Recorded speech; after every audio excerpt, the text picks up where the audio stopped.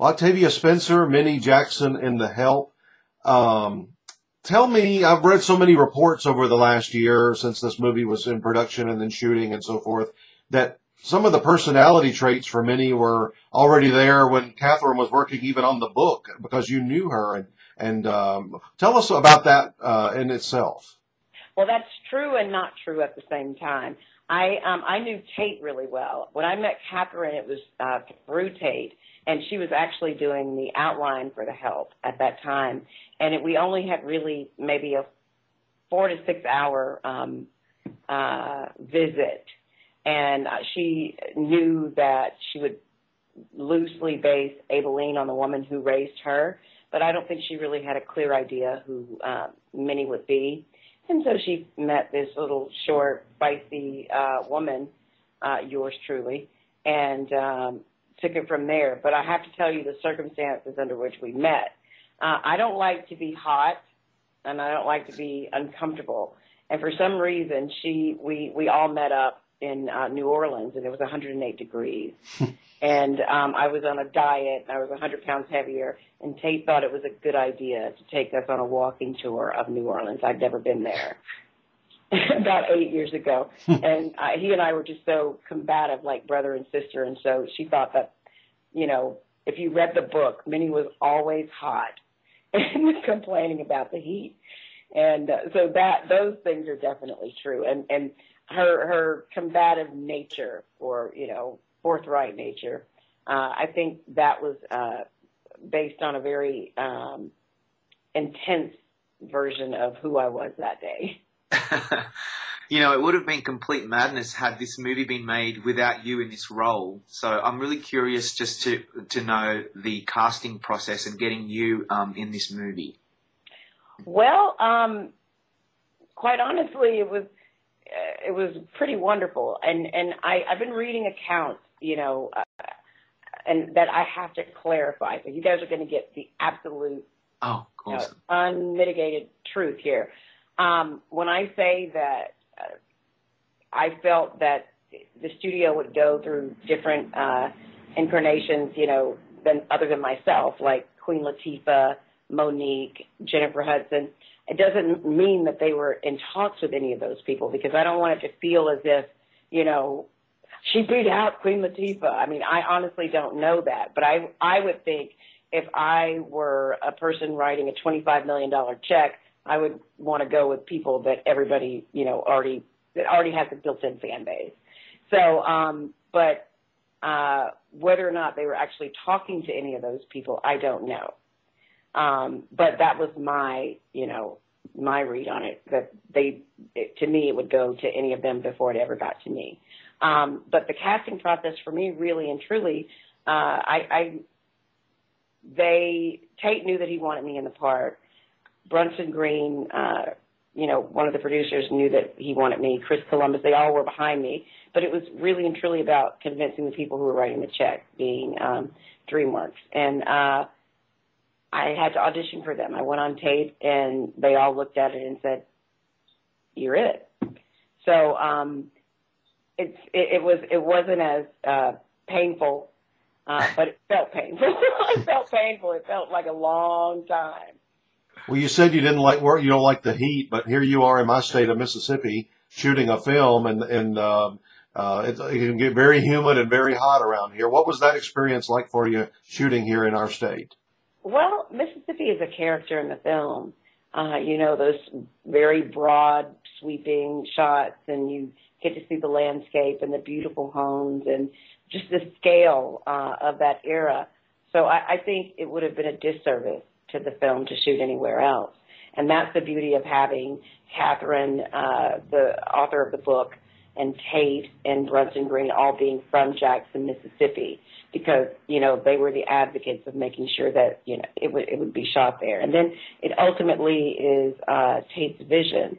And I don't think it would have been able to be shot anywhere else. And see, the other thing is that you're a Mississippian, Chris. We understand, as an Alabamian, I understand that Alabama and Mississippi have very different flavors. And, you know, just because it's the South, it's all inherently different. So I'm glad that they didn't try to shoot New Orleans or someplace to represent Jackson, like Savannah. You know, it's beautiful, but it's Savannah, Georgia, you know?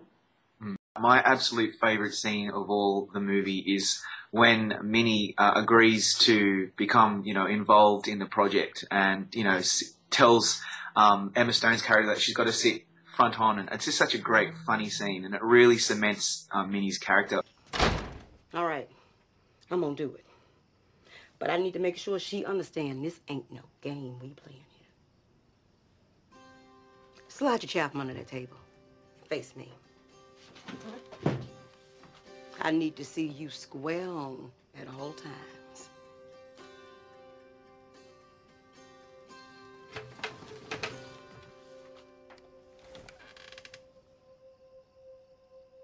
I got to come up with your questions too? Oh. What's your favorite scene and why? My favorite scene probably, one of my favorite scenes is at the end of the movie, and it has nothing to do with me. It's when Mae Mobley is at the window, before they go to the window, Mae Mobley's like, "Are you going to take care of another little girl?" And Aibileen, has to leave her. I think it's one of those moments where this 3-year-old little girl is being brought into the reality of her world, and it's to me, it's one of the most beautiful moments on screen, in a lot of movies that I've ever seen. So my favorite moment really doesn't have anything to do with me. Well, I want to talk about some of your castmates. So let me just run through 2 or 3 names and just give me a quick capsule of what your experience was working with them. Now, let's start with Viola Davis. She really carries this picture from a lead standpoint. She does, and she's amazing. Viola is everything that you think she is. She's intense, extremely intelligent, extremely generous, and it was an honor to work with her and not know her as well. And it's certainly an honor to be her friend today. And Jessica Chastain, boy, she's had a big year in films with 5 or 6 big roles. But in this film, she gets to be different than all the other girls her age and a whole different type of character. Well, Jessica Chastain, another one who is going to be around for a very long time. She's an extremely talented actress and also very generous.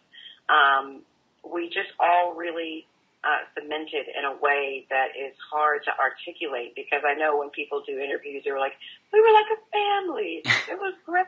But in actuality, that's really what it was for us. We were each other's cheerleaders. And the experience, when I met Steven Spielberg, he said, it was transformative. He has no idea how transformative, because it was transformative for me to work with this amazing group of men and women.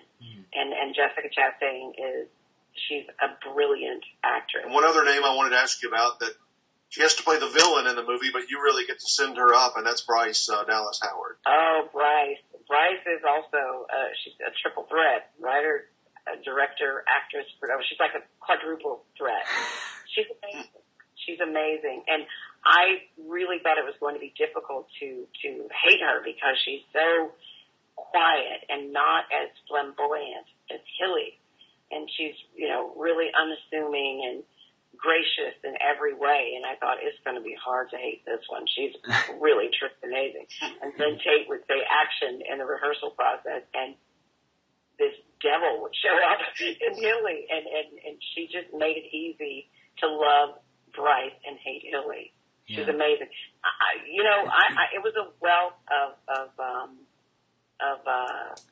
performances there. I mean, it's truly to me, one of the most brilliant casts ever assembled. Absolutely. It's such a famous book, and then when the film was finally made and released, everyone seemed to have an opinion. A lot of people really love it, and some people really wanted to criticize it and bring it down. What's your reaction to, firstly, all the love for it, and secondly, all the criticism for it? Well, I think that's really kind of the way of the world. There will be things that people love, and there will be things that they hate about any art form, whether it's literature, film, visual art, music. Not everything is going to appeal to everyone, except for Toy Story, and E.T. Yeah. On a general level. Yeah. But this book and this project really hits close to home. And because it's an historical fiction, there are parts about it that really did happen. And the fiction part is what people think couldn't possibly be true of the South. And if that weren't the case, then quite honestly, the civil rights movement wouldn't have been successful if people hadn't been moved a certain way. So I don't know. I think it's easier to see the bad and not the good, and it's easier to be revisionist with regard to history. I have to be honest with you. I'm glad that I'm recreating history and not having to live it. But I think to each his own, and I don't begrudge anyone who doesn't like the film, and I don't begrudge anyone who the book isn't their cup of tea. But for those people that it did resonate with, I certainly understand because it resonated with me. And I'm sure over the last few months you've been shaking a lot of hands and on parties and luncheons and events and Q&A sessions and all that kind of stuff. What is it like for you on this awards circuit, so to speak? Well, I know that that's what it is. It is the awards circuit. But, I've worked 15 years as an actress. And I've learned now not to read the internet because everyone is going to cast anything that you do in a negative light. But my thing is this. If this project has opened these doors and allowed me to meet people like Steven Spielberg, who's influenced my life as a moviegoer, and the wonderful people at DreamWorks and Participant Media and Disney, and then this amazing cast, just on this, very visceral level, but then to expand it, to be able to go to luncheons where people are Academy voters or with regard to whatever field that they're in the Academy, it's an honor just to be there and to be amongst those people. And I'm going to relish every moment of it. And whether or not it garners us any awards, that's not up to me. That's up to them. But it is rewarding in and of itself just to be a part of the conversation, just to get tickets to these free meals and get to dress up. And I wish it for all of my fellow actors. And I hope that when people get to this point that they're smart enough to realize it's the experience itself that's important. Absolutely. Not necessarily whether or not you win the award, because there are going to be a lot of losers. There are going to be a lot of people who don't walk away with the trophy. Yeah. So if that's the win for you, then, you'll be disappointed. I'm not disappointed about any aspect of this whole journey.